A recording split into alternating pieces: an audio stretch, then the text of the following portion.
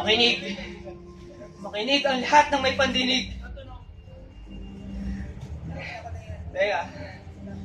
Bakit kaya ba ako narito?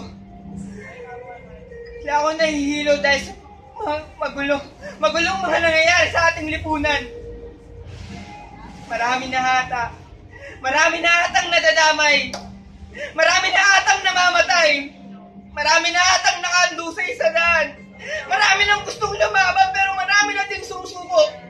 Marami nang gustong tumayo pero mas pinipili na lang kumupo. Marami nang gustong sumigaw pero tinitikom na lang ang bibig. Marami nang gustong lumaban pero ang ilan sa kanila tumumba na. Ilan sa kanila nawala na ng pag-asa. Nawala na ng pag-asa kasi ito ang muka ng hustisya. Nakapiring kasi ang hustisya, kaya hindi kanya nakikita. Nakapiring kasi ang hustisya, kaya hindi kanya nakikilala. Nakapiring kasi ang hustisya, kaya wala siyang nalalaman. Nasaan na nga ba? Nasaan na nga bang timbangang nagtitimbang sa tama at mali? Teka, tila ata ako'y nagkakamali.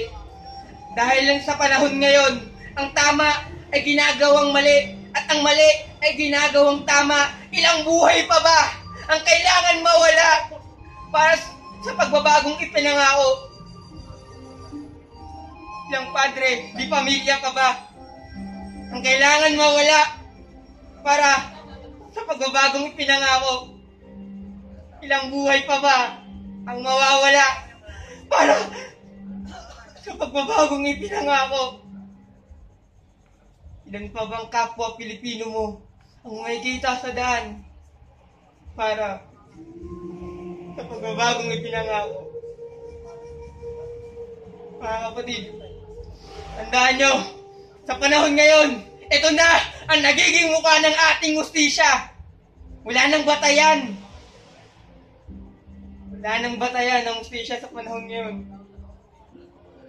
Marahil ikaw ay maging kasunod sa mga kapwa Pilipino nating tila naglaban, pinaliguan ng bala at binihisan ng mga sako, binusalan ng mga pakintik.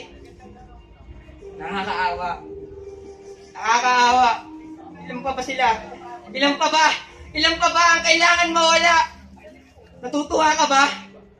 Sa bawat segundo at bawat minuto na binabaril na ngayon sa daan, habang ikaw naghahanap lang ng Pokemon, sila naghahanap ng hustisya.